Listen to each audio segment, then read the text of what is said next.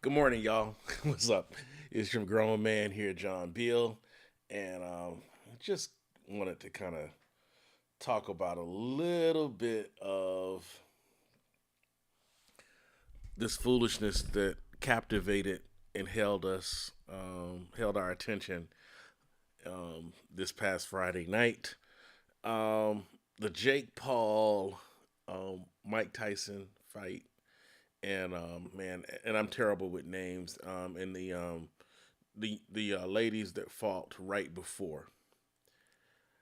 Let me just go on record and say that that's 4 hours of my time that I cannot get back. Fortunately, they only got about 3 hours of my time. Either way, that's 3 hours of my time that I can't get back. Um, boxing, boxing is dead to me. It's been dead to me for a while. I stopped, I haven't really followed professional boxing since Floyd Mayweather danced around the ring and avoided getting hit by other brother a few years ago. Well, again, man, I'm terrible with names. Um, doesn't really matter. But um, regardless,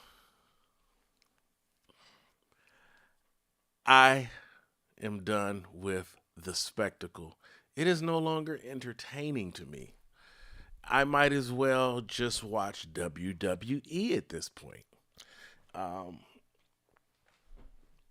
but I will grant it, granted, there's huge production and beautiful lights and all kinds of build up and fake drama and all this other stuff that goes along with this spectacle, but it has no substance. Which brings me to where we are in this world, in this society. And this is why you have AI taking over the arts right now. Because there's no substance. It's all spectacle, pyrotechnics, fanfare, but there's no meat. There's no sustenance involved. There's very little value in the artistic creation. There's very little value in the athletic exhibition. Yeah, there's a lot of technique. There's a lot of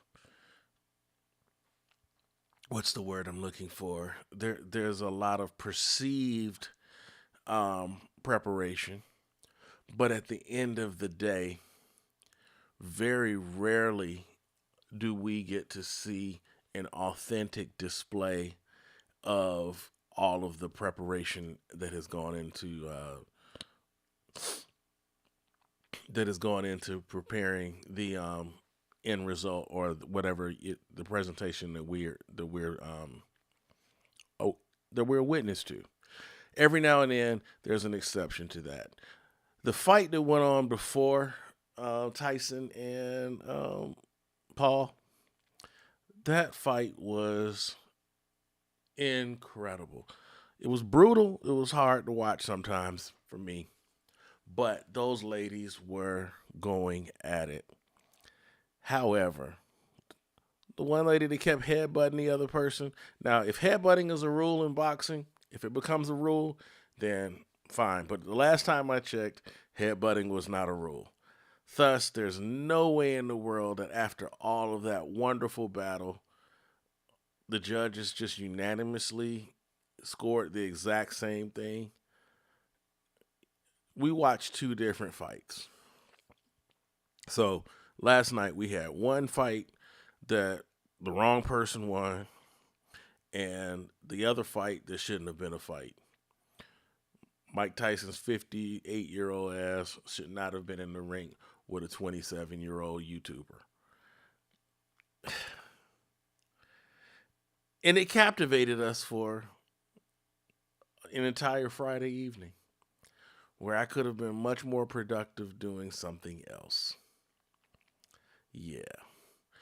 The one good thing that came out of it for me is that I got a chance to hang out with two of my sons. Well, actually, I hung out with all three of my sons yesterday. I was up at Kennesaw with my eldest son, hanging out with him while he was on a movie set working on a project, which was very cool. And then I came home with my other two sons to watch um, this fight.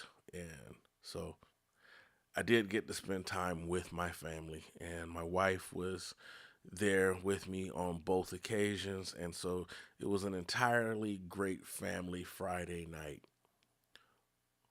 But the content was on some BS. That's all I'm going to say. I did not mean to get on here and rant this long. I apologize. I'm out.